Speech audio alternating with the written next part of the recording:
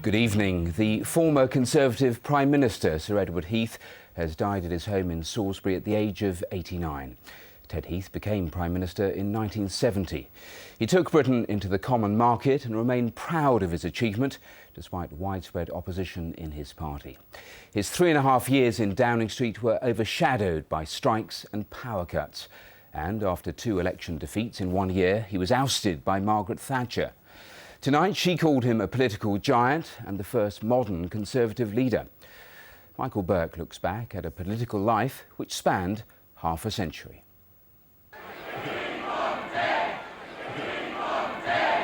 He was the Prime Minister who took Britain into Europe, yet his party never gave him the credit he felt he deserved.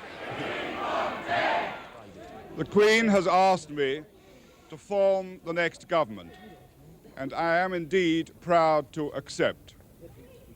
To govern is to serve. He was the son of a carpenter and a chambermaid. Intelligence and ambition took him from a modest home in Broadstairs to academic excellence at Oxford. He saw action in the Second World War, one of that generation of politicians who were shaped by the experience. The knowledge of war, the experience that you all depend on one another to achieve anything worthwhile, that was very, very important in the post-war generation like Ted Heath and, of course, Willie Whitelaw. He entered Parliament in 1950. Churchill gave him his first government job, and by the time of the Suez crisis, Heath was Chief Whip, charged with holding the party together. In 1965, he became Tory leader, the first to be elected by his fellow MPs. But up against Labour's media-savvy Harold Wilson, Heath seemed awkward in comparison. He's not an easy man to know, but when they know him, people feel he's a man worth knowing, a man to trust. The Conservatives tried unsuccessfully to make a virtue of their leader's cultured but shy manner. His advisers would have liked him to marry. Instead, Heath remoulded his image by becoming a world-class yachtsman. After 6 years with Labour at Britain's helm, the wind was finally blowing in his direction. Heath's victory in 1970 astounded the pundits. His government soon found itself immersed in industrial strife, most notably over pay rises. The new Prime Minister promised to be tough. No one can deny that today, the major cause of the inflation from which we are suffering are the excessive wage demands. His cabinet supported him, but Heath infuriated many workers. Heath is a traitor! Though many in his party came to view his decision to take Britain into the common market as an act of treachery, Heath saw it as his greatest achievement. He got us into the European Union. I mean, that is a huge step, a very difficult one, which I doubt would have happened without his particular kind of thoroughness and determination. That was an amazing achievement, and it's lasted. On the home front, the prospects were darker. Strikes led to power cuts. The oil crisis prompted a pay freeze and the imposition of a 3-day working week. Industrial conflict worsened as the miners promised to bring the government down. Heath called an election. We've started a job together. With your will, we shall go on and finish the job. Instead, the voters finished him. As Heath's piano was loaded into the removals van outside number 10, his party was preparing to shoot the pianist. The Industrial Relations Act, which had gone through, which I think was a very courageous act, but he went too far, tried to do too much too quickly, and the unions were very powerful at that time, and the country was not ready to take them on. It took another 10 years for the country really to be ready to do what Ted Heath tried to do in 1970-71. After a second general election defeat in a matter of months, he was ousted by Margaret Thatcher. Heath's ill-disguised bitterness earned him the nickname the Incredible Sulk. He savaged her policies, but 15 years later, a Conservative cabinet did to Margaret Thatcher what she had done to him. Because it was said that you rang your office and said, "Rejoice, rejoice." I said it 3 times, I think. Rejoice, rejoice, rejoice. He was politically active into his 80s, and he only reluctantly retired from the Commons in 2001, nearly 51 years after he first became an MP. His fellow MPs responded with a sincere tribute to Edward Heath's unique political career.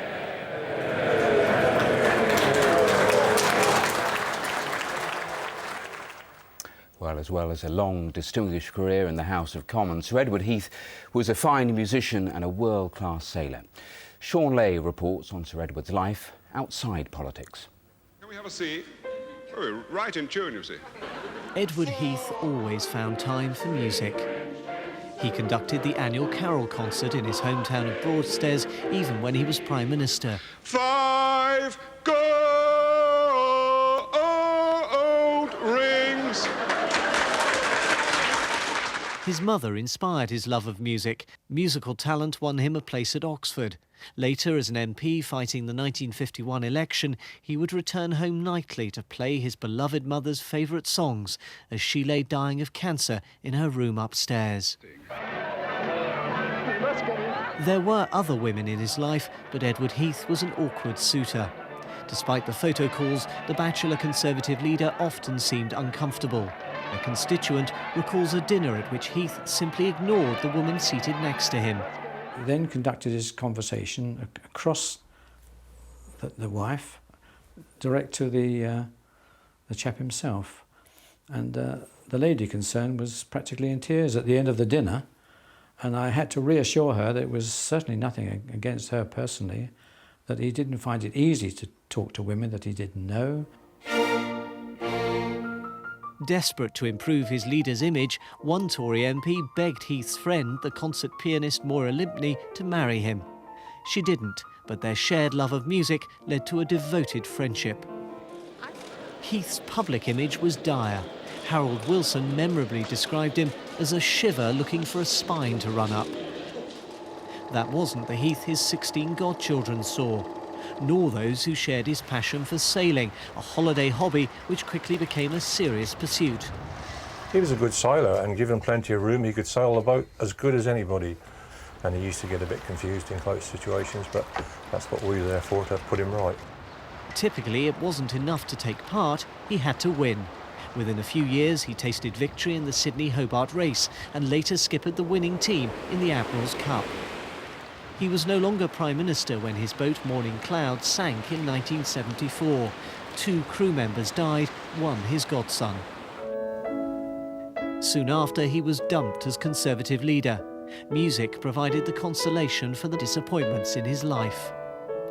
Edward Heath's political achievements were mixed, but his talents as conductor, musician and sailor were never in doubt. Sir Edward Heath's death was announced in the past hour, and politicians and friends have already been offering tributes. Tony Blair said he was a political leader of great stature and significance. Our political correspondent James Landale reports. Sir Edward Heath celebrating his 80th birthday. Tonight, many of his friends and former foes remembered the former Prime Minister. Tony Blair said Sir Edward was a man of great integrity and beliefs he held strongly, from which he never wavered. And he will be remembered by all who knew him as a political leader of great stature and significance. The Conservative leader Michael Howard said Ted Heath was one of the political giants of the second half of the 20th century.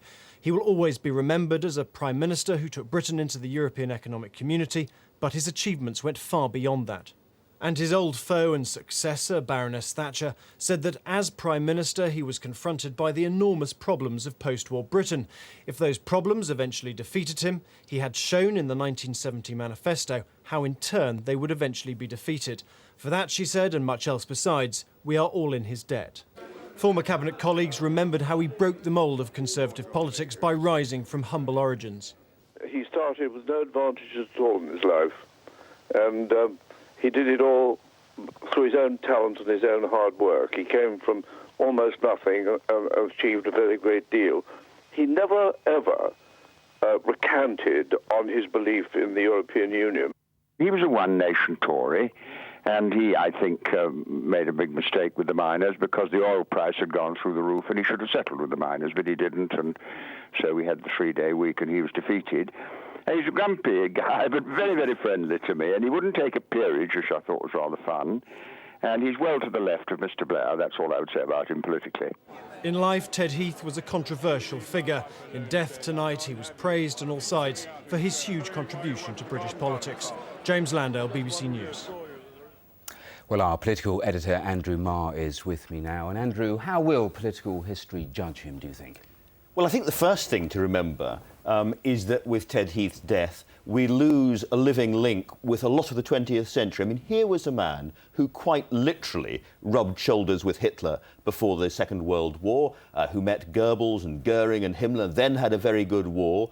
As we've heard, one of the first working-class boys to go rocketing up the Tory party, Chief Whip, virtually saves them from falling apart after the catastrophe of Suez, becomes Prime Minister.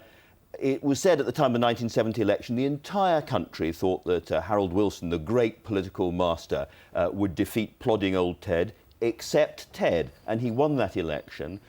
He was a much less successful domestic Prime Minister. It's absolutely true that taking us into the common market, as it then was the achievement he was proudest of. And so much of his career, though, was seen through the prism of that relationship with Margaret Thatcher, wasn't it? That's absolutely right. I think it's inevitable, but I think it's a little bit sad because before the events where he was ousted by Margaret Thatcher, he was seen as a great modernising force, a very, very important, quite confrontational figure in the Conservative Party. Took on the unions when the Conservative government really wasn't strong enough to win that battle and lost it. Argued with the European partners over details of policy in a way that Margaret Thatcher later would. She was the grocer's daughter in more ways than one. And yes, there was that enormously long sulk. It was a rather generous tribute that Margaret Thatcher paid to him. I think he would prefer to have been around long enough to pay a slightly less generous tribute to the late Margaret Thatcher. But she was right. He was a giant. I can hear this kind of great elephantine harumph up in the afterworld when he reads her words. And a shy man compared to the media-savvy Harold Wilson. He was a very shy man. He was very proud. He absolutely adored his music, and so far as I can tell, was a very, very fine musician. Didn't find company easy. We live in a media age, you know, we see with Tony Blair. You need politicians who are great on telly, who can do the emoting. Ted Heath could not do any of that stuff. He was just a bit stiff. But a lot of people around him liked him the better for it. Andy Marr, thanks very much. Other news now, and the first formal charges have been laid against the ousted Iraqi dictator Saddam Hussein. The former leader is now expected to be on trial by early September. The announcement came after the deadliest suicide attack in the country since the new Iraqi government was formed. 98 people died. Caroline Hawley reports now from Baghdad. The agony of a small town that's lost so many. Musayyib is now burying its dead as the full horror of what happened becomes clear. The centre of Musayyib had been crowded in the cool of the evening when the bomber, driving a stolen fuel tanker, blew himself up. A giant fireball then engulfed shops, homes and cars, and the people inside. Witnesses speak of parents throwing their children out of windows to try to save them. This woman lost a son in the bombing, the deadliest there's been in Iraq since the new Shia-dominated government took office in April. There were so many injured, dozens had to be taken to nearby towns for treatment. How could the bomber do it, this survivor says, and where were the police? But Iraq's police are being targeted too in relentless attacks. This bomb in Baghdad was aimed at a patrol, one of at least 3 explosions in the capital this morning alone. More and more police and soldiers are being trained and put on the streets. Building up the security forces, coupled with political progress, was meant to start to halt the bloodshed. Since the elections in January, not hundreds, but thousands of Iraqis are thought to have been killed. The single deadliest attack since Saddam Hussein was toppled was in February in the town of Hilla. In March, in Mosul, a suicide bomber blew himself up at a Shiite mosque during a funeral. And just 4 days ago, an explosion in Baghdad killed more than 20 children. So far, 135,000 American troops haven't been able to stop the bombs. The Iraqi government says it needs them here, rejecting the view that their presence may be actually provoking violence. the Americans say we are going to withdraw by such and such a date, then insurgency will come down. At the same time, many Sunnis who are very much against American occupation will start joining the Iraqi police and military, and so there will be a better balance among the Iraqi troops and police. That will change the situation. The capture of Saddam Hussein was billed by the Americans at the time as a blow to the insurgency. Today, a year and a half later, it's been announced that the first charges have been made against him. He's now formally accused of involvement in the massacre of 150 people after a failed assassination attempt against him back in 1982. Battered by these unending bombings, it hopes that the trial of Saddam will boost its popularity with its people. But what matters to them most is that the killings stop. Caroline Hawley, BBC News, Baghdad. Police are appealing for people to come forward with any information about the movements of the London bombers following the release of a CCTV image of the four men together at Luton Station. It's now emerged that one of the bombers came to the attention of the security services but was not deemed a terrorist threat. Daniel Bircher reports. It had been believed that the four bombers had been unknown to the British security services, but it's now emerged that 30-year-old Mohammed Sadiq Khan was looked at by MI5 last year because of an indirect connection with a suspect in a separate alleged terrorist plot. He was one of hundreds investigated, but not considered a risk. It doesn't surprise me that this man has been identified in MI5's operation, because this thing is like concentric circles. The further out they are, the less likely MI5 are to have resources that they can apply to them in terms of surveillance. And surveillance is very costly. In London's Russell Square this afternoon, a rally remembered the victims who died in the bombings. It took place just a short distance from the sites of two of the explosions. Forensic work is continuing at all of the locations. It will take months to carry out